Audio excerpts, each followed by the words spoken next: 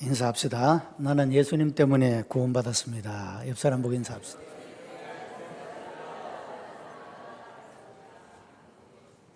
확실히 믿습니까? 지난 주일에는 아름다운 고백 이런 제목으로 말씀을 생각했고요. 오늘은 체험적인 고백이라는 주제입니다.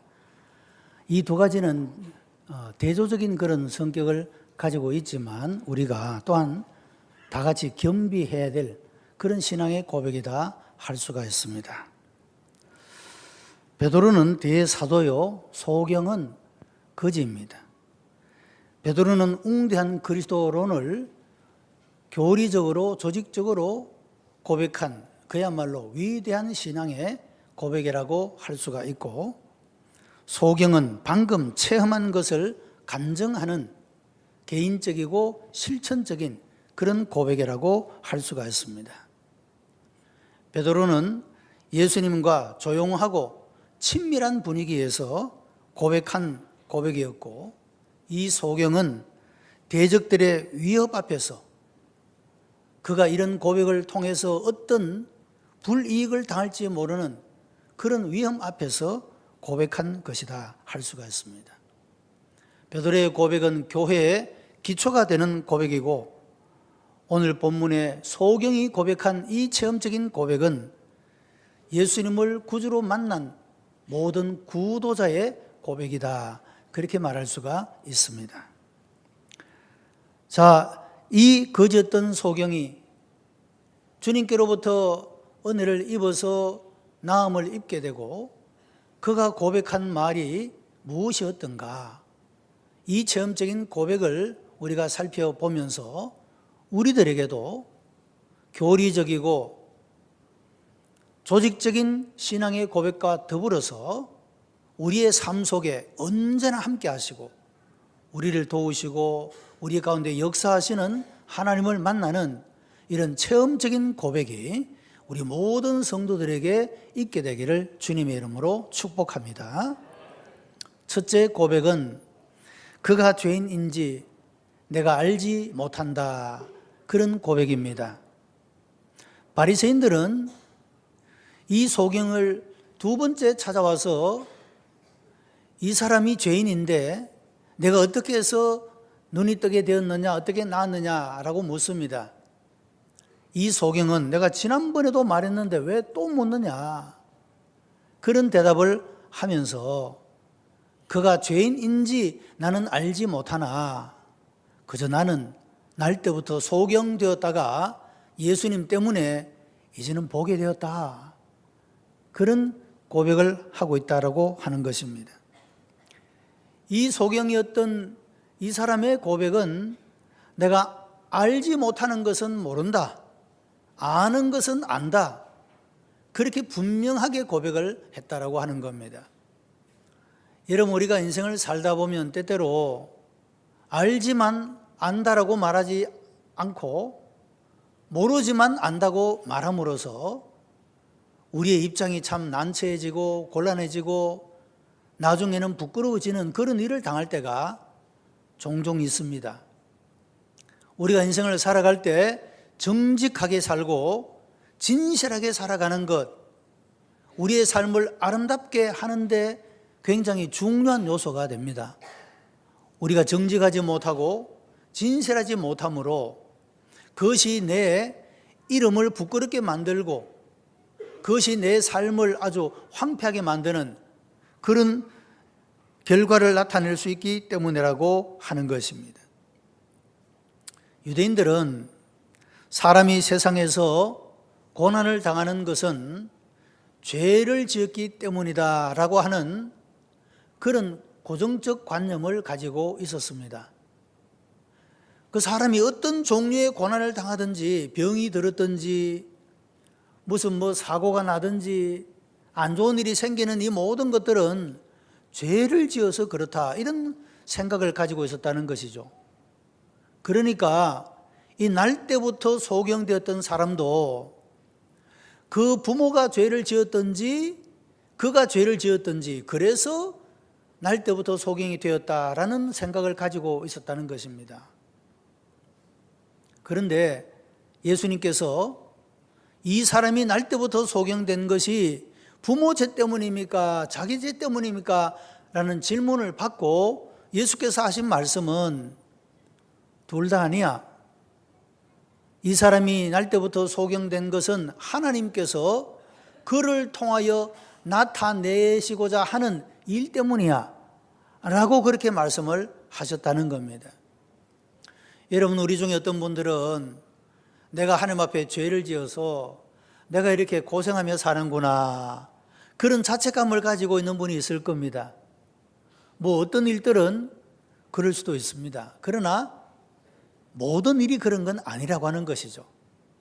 어떤 일은 내가 받는 이 고난을 통하여 하나님의 이름을, 하나님의 전능하심을, 하나님의 사랑과 하나님의 그 은혜를 나타내시고자 하는 하나님의 거룩하고 높은 뜻이 그 속에 담겨 있을 수 있다는 것입니다.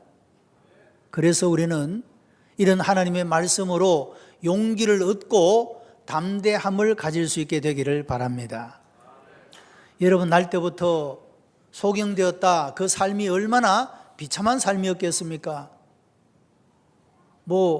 그래도 세상 좀 구경 좀 하다가 눈을 다쳐서 보지 못하게 되었으면 상상이라 할 수 있지.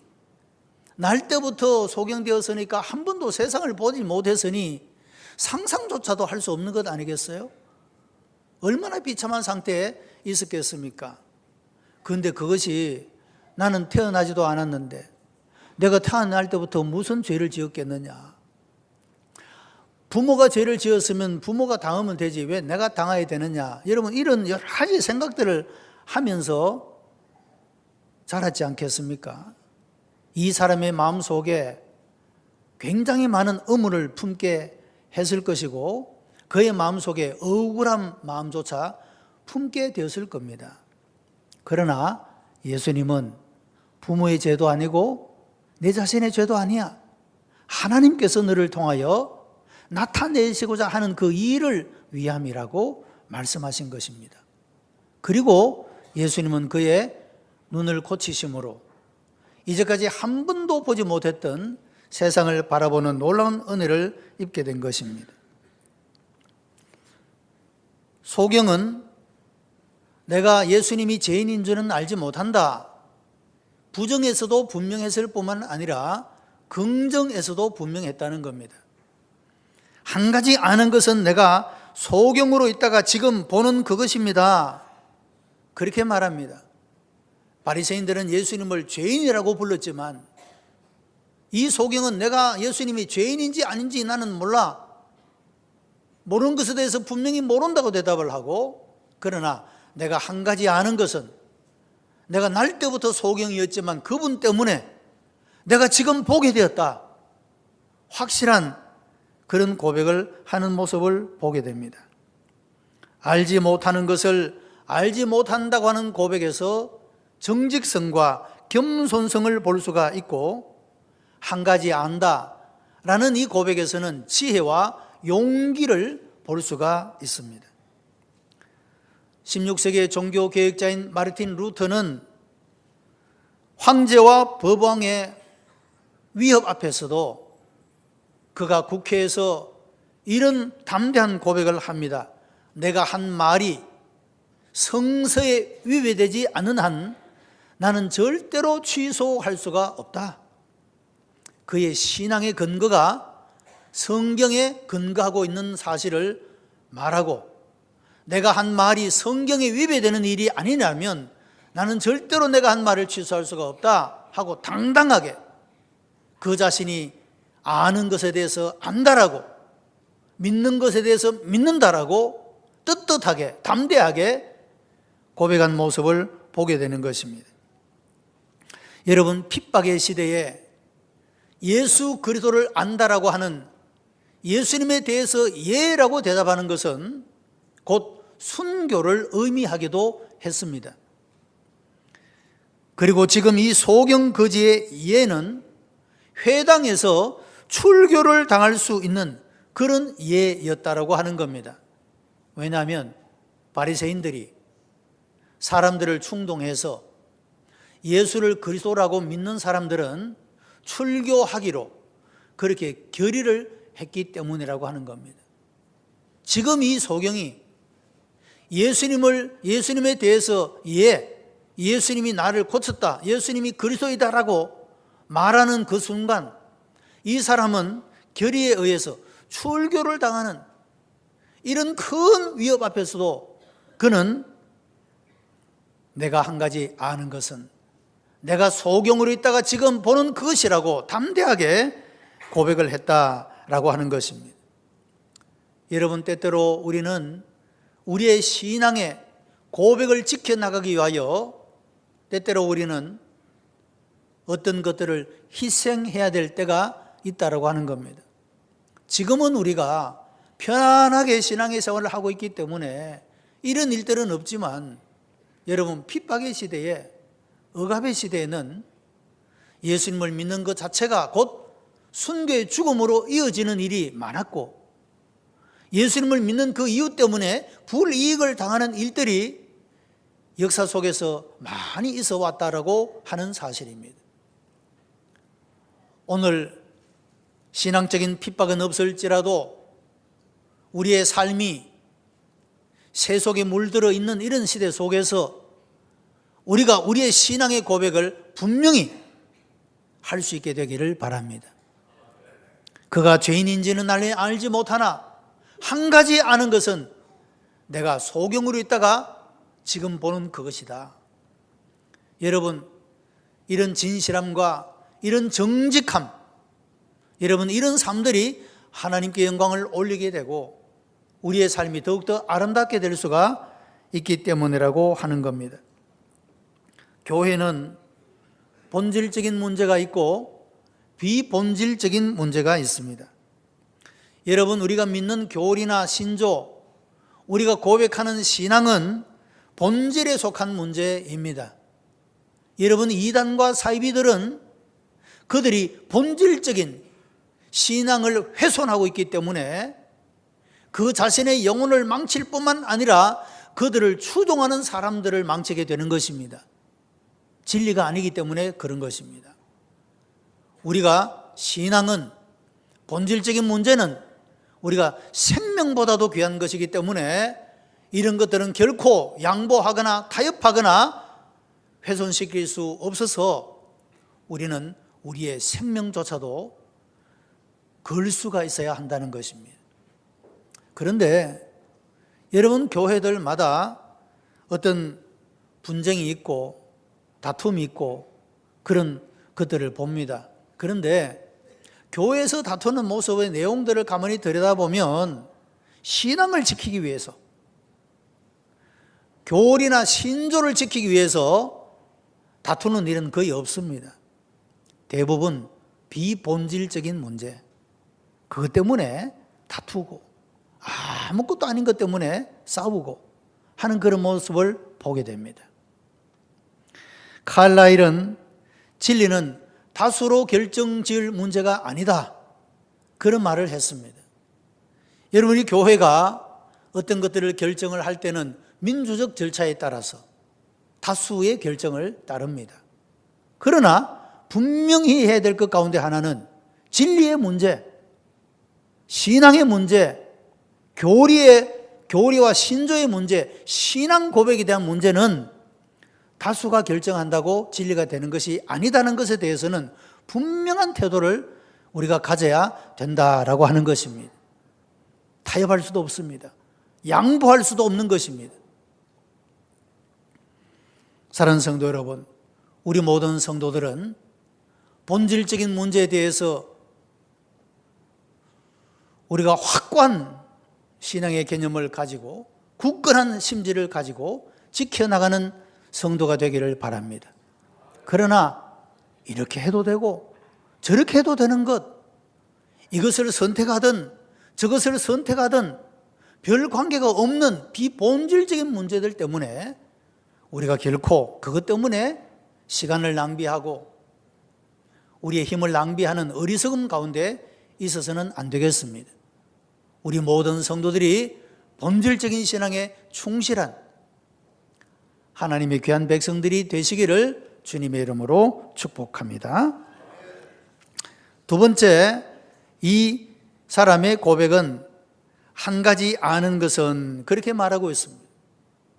여러분, 지금 이 소경되었던 이 사람이 자기 눈이 열리고 그 눈으로 이제까지 한 번도 보지 못했던 모든 만물을 바라보는 큰 감격에 차 있습니다. 사람이 일주일만 병원에 입원했다가 퇴원해도 세상이 달라 보인다고 합니다. 사람들이 새롭게 보이고 자기 자신의 인생도 새롭게 보이고 하늘도 새롭게 보이고 땅도 새롭게 보인다고 하죠. 그 한 주간에 격리된, 세상과 어떤 의미에서는 단절되어진, 마음 놓고 활동할 수 없는 그 시간들이 지금까지 그냥 아무 생각 없이 살아왔던 삶의 귀중함을 발견하게 하는 것이다 할 수가 있지 않겠습니까? 더더구나 이 사람은 날 때부터 소경이었었습니다.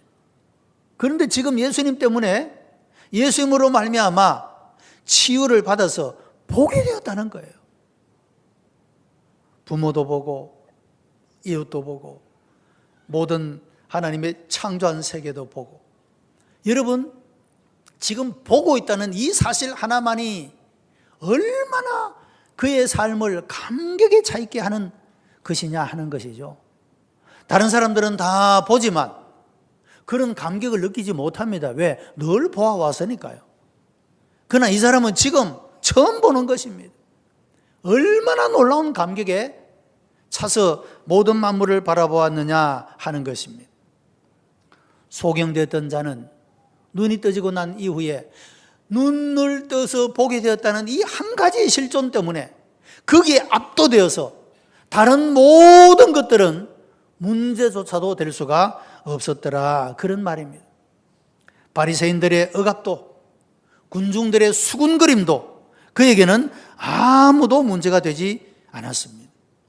그의 부모들은 출교가 무서워서 애매한 태도를 취했지만 이 사람은 거리끼는 것이 없었기에 당당할 수가 있었습니다. 예수님이 나를 고쳤다, 당당하게 말하는 것입니다. 예수님을 증거하고 있는 것입니다. 여러분, 우리 성도들이 받는 은혜가 이와 같은 것이 아니겠습니까? 우리가 하나님의 깊은 은혜를 체험하게 되면 우리가 지금까지 막 어렵게 생각하고 무겁게 생각하던 여러분 그런 문제들도 아무것도 아닌 것, 별것 아닌 것으로 밀려날 수가 있다는 겁니다. 하나님의 깊은 은혜를 받고 보면, 우리가 하나님 나라에 대한 확신을 가지게 되면 여러분 우리가 이 세상에서 삶에 대해서는 초연할 수 있는 넓은 마음을 가질 수 있게 된다라고 하는 것입니다. 지금 이 소경은 보지 못한 그 삶이 보게 된 이 사실 하나만으로 다른 모든 것들을 다 초월할 수 있는 그런 마음을 가질 수 있게 되었다라는 것입니다. 여러분, 한 부자 청년이 예수님께 나와서 선생님이요, 내가 어떻게 하면 영생을 얻을 수가 있겠습니까? 질문을 던졌습니다. 자, 여러분, 이 사람은 부자였고 젊었습니다. 사람들이 부러워하는 것을 다 가지고 있는 사람입니다.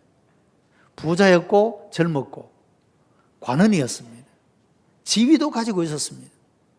그 세상 사람들이 부러워하는 것을 다 가지고 있는 소위 성공한 사람이었습니다. 이 사람이 마음에 영적 갈망이 하나 있었습니다. 내가 어떻게 하면 영생을 얻을 수가 있을까? 권력으로도 돈으로도 젊음으로도 취할 수 없는 것이 영생입니다.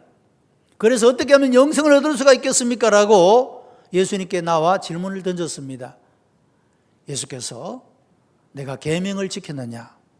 예, 제가 어릴 때부터 계명을 잘 지켰습니다. 그래, 너에게 한 가지 부족한 것이 있다. 내가 가지고 있는 모든 재물을 팔아서 가난한 자들에게 주고 그리고 나를 쫓아라. 그랬습니다. 예수님이 이 말을 들은 청년은 고민에 쌓였습니다. 내가 예수님의 말씀을 듣고 내 모든 재물을 팔아서 가난한 자에게 주고 주님을 따를 것인가? 아니면 그냥 없는 셈 치고 포기하고 되돌아설 것인가 고민하다가 결국에는 이 사람이 근심하며 주님을 떠나버렸다, 그렇게 말했습니다.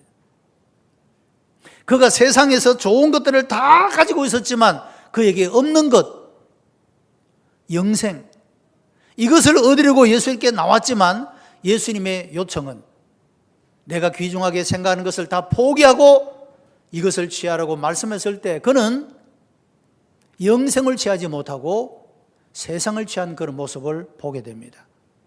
그에게 한 가지 부족한 것입니다. 여러분, 사람마다 한 가지 부족한 것이 다 다릅니다. 사람마다 장점이 있죠. 칭찬하고 참 흠모할 만한 아름다움이 누구에게나 있습니다. 그렇지 못한 부분을 또 다 가지고 있습니다. 단점, 보기 싫은 것, 미워할 수밖에 없는 것. 여러분, 이런 단점을 누구나 다 가지고 있습니다. 사람은 불완전한 존재요, 한계를 가진 존재인 것입니다. 그럼 우리가 어떻게 해야 합니까? 그런 인간의 불완전함과 인간적인 한계는 우리가 서로 이해하고 용납하고 받아들일 수 있어야 하는 겁니다. 그래야지 우리가 모든 인간의 관계를 평화롭게 살아갈 수가 있는 거죠. 그런데 인간 존재가 불완전한데 완전하지 못하다고 비판하고, 인간이라는 존재가 한계가 있는데 할 줄 모른다고 책망하고, 여러분, 그러면 사람이 살 수 없게 되는 겁니다. 인생이 무겁고 괴로워지게 된다, 그 말씀이죠. 여러분, 우리 성도들은 주의 말씀의 교훈을 따라 서로 이해하고 사랑하고 용납하고 용서하면서 살아갈 수 있게 되기를 바랍니다. 인간은 불완전한 존재예요. 한계를 가진 존재란 말이죠. 하고 싶어도 내 능력이 안 돼서 못하는 거예요. 그런 존재를 비난한다고, 원망한다고, 불평한다고 달라질 수 없는 존재예요. 이해하고 사랑하고 용납하는 것 밖에는 없는 것입니다. 이것이 주님이 우리에게 주신 교훈이라고 하는 겁니다. 자, 여러분, 이 소경되었다가 눈이 떠진 이 사람은 한 가지 실존, 하나님이 내게 주신 그 한 가지 은혜, 이것으로 그 모든 것들을 극복할 수 있는 힘을 얻었다고 하는 겁니다. 우리가 하나님의 깊은 은혜를 받게 되면 여러분, 세상의 모든 유혹과 시험과 세상의 모든 걱정, 염려, 근심으로부터, 애착으로부터 우리가 자유로워질 수 있는 줄로 믿습니다. 여러분, 이런 은혜가 여러분들에게 있게 되기를 바랍니다. 세 번째는 지금 보는 그것입니다 라고 말하고 있습니다. 이것은 큰 기쁨의 선포인 것입니다. 내가 지금 보고 있다. 내가 지금까지 보지 못했던 세계를 내가 지금 보고 있다. 이 큰 기쁨은 바리새인의 출교의 위협을 극복했습니다. 여러분, 출교는 유대 사회에서 가장 무거운 형벌입니다. 출교를 당하면 공중 모임에 나갈 수가 없게 됩니다. 아무도 그와 교제하거나 물건을 매매하거나 같이 밥을 먹을 수도 없습니다. 죽어도 시체에 돌질을 하고 그를 위해서 우는 것도 금지되었습니다. 얼마나 무서운 벌입니까? 그래서 그의 부모들은 내 아이가 정말로 소경이느냐? 정말로 눈을 뜨느냐? 물어도 대답을 안 합니다. 그 아이가 커서니 그 아이에게 물어보세요. 자기 직접 대답을 안 합니다. 왜? 예수님이 그렇게 하셨다라고 말하면 출교를 당할까 봐 무서워서 그랬습니다. 그러나 이 사람은 겁날 게 없었습니다. 무엇이 겁납니까?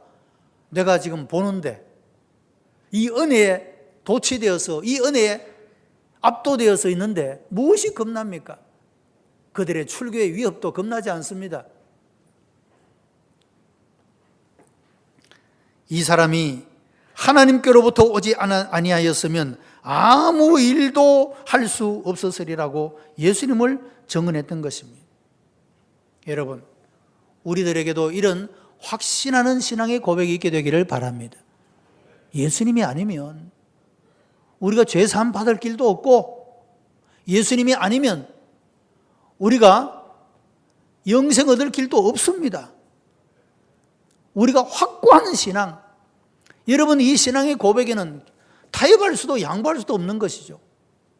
어떤 죽음의 위협이 온다 할지라도 이 믿음은 우리가 버릴 수 없는 거예요. 이 소경되었다가 눈 뜬 이 사람이 그런 감격 속에 사로잡혀서 지금 보는 그것이라고 고백하고 있습니다. 여러분, 현대는 과학이 극도로 발달하고 물질은 풍요해져서 인생을 즐길 수 있는 시설이나 시간과 모든 조건들이 늘어가고 있습니다. 사람들은 이제 자기가 하고 싶은 본능적인 그런 욕망들을 마음껏 채우고 살아갈 수 있는 그런 시대가 되고 그런 삶을 살고 있다는 겁니다. 그러나 인간의 영적인 면을 들여다보게 되면 어느 시대보다도 고독하고 허무하고 여러분 절망이 있는 그런 모습을 가지고 있는 것이 현대인들의 모습이라고 하는 겁니다. 물질적으로는 풍요한데 모든 것들은 극도로 발전했는데 그 영혼은 침체 속에 있고 어둠 속에 있고 빈약한 가운데 있는 이유가 무엇입니까? 모든 것 대신은 영혼의 주인이 되시고 영혼의 양식을 먹지 못해서 그런 것입니다. 우리가 인생을 살아갈 때 100가지 1000가지의 문제를 극복하고 이길 수 있게 하는 것이 무엇이냐? 한 가지의 확실한 실존. 여러분, 이것이 모든 문제를 이기게 하는 줄로 믿습니다.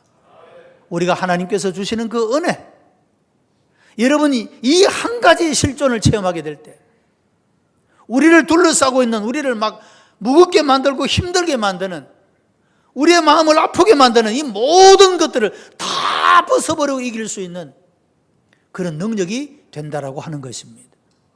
이것이 바로 이 소경되었던 자가 주님의 은혜를 받아서 눈뜨게 된 체험적인 고백의 요소인 것입니다. 성도 여러분, 우리가 예수님을 교리적으로 조직적으로 고백할 수 있을 뿐만 아니라 우리의 삶 속에 언제나 함께 하시면서 우리의 기도를 응답해 주시고 우리를 보호하시고 인도하시고 역사하시는 여러분, 이런 하나님의 은혜를 만나는 여러분들이 되시기를 바랍니다.